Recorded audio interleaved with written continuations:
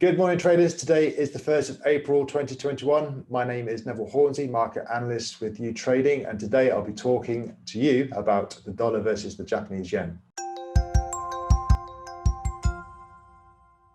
So I'm going to start by doing some multi-time frame analysis, starting with the monthly chart. And here you can see since the 1970s, the dollar has been depreciating against the yen. And in the last 20 odd years since the Bank of Japan initiated the first quantitative easing program ever, dollar versus the Japanese yen has pretty much gone sideways. The 200 period moving average here in blue is now flat, and the Ichimoku cloud, which has provided some sort of guidance for support and resistance in the past, is also basically trading in a consolidated way. It's just from left to right, pretty much horizontal now. We have had periods of time where the dollar has been appreciating. So we had from like 2012 up to 2015.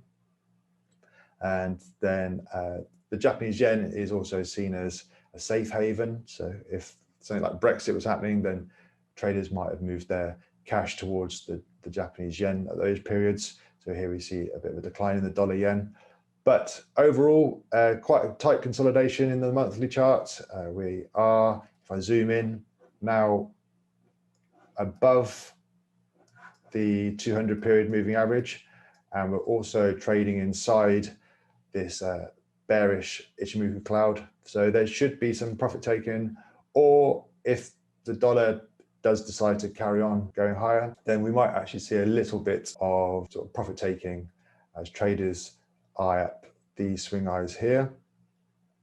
If we can obviously get above this cloud resistance, these particular swing highs will actually be targets for taking the liquidity for the stops that are above there.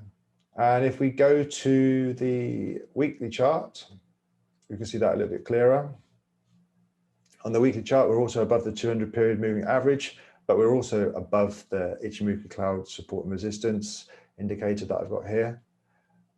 I like to think that if things are sort of trading technically, that we might get a breakout of this sort of bullish pennant. We've got like this big impulsive move up here.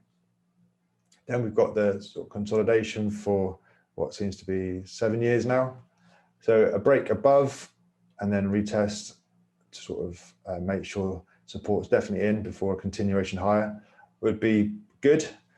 And a lot of that would have to do with the bullish move on the dollar index continuing, which may or may not happen. Here we have the dollar index, it's above its 200 EMA for now, first time in over a year. And yeah, that could continue. But we also need to see more of what we had today, which was good manufacturing data and export data out of Japan. And we need to sort of see, the sort of yen weakening, if you like, against the dollar for that to happen. If we go to the daily, for the trend followers, if I zoom in, we've got February here, where the price action broke above the Ichimoku cloud. Then it actually got above the 200 EMA, dipped back down into the sort of the moving averages that I've got printed here before consolidating after a little bit of impulsive move, pull back, tested for the support on the 200 daily EMA. Once we got that support in, you can see that these 8, 20 and 50 EMAs have all started to separate, showing bullish momentum is increasing. And the further they move apart, the more momentum there is. One way of trading this would be to wait for a dip below the 8, this black EMA here, as it did back at the end of February and in late March.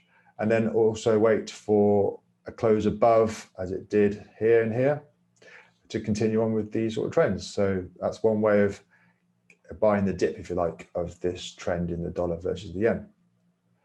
Okay, be mindful that the dollar has been depreciating against the yen for many decades now, but this is actually a positive bullish trend. So we shall try and stick with it for as long as possible. Okay, take care, and I'll speak to you again tomorrow.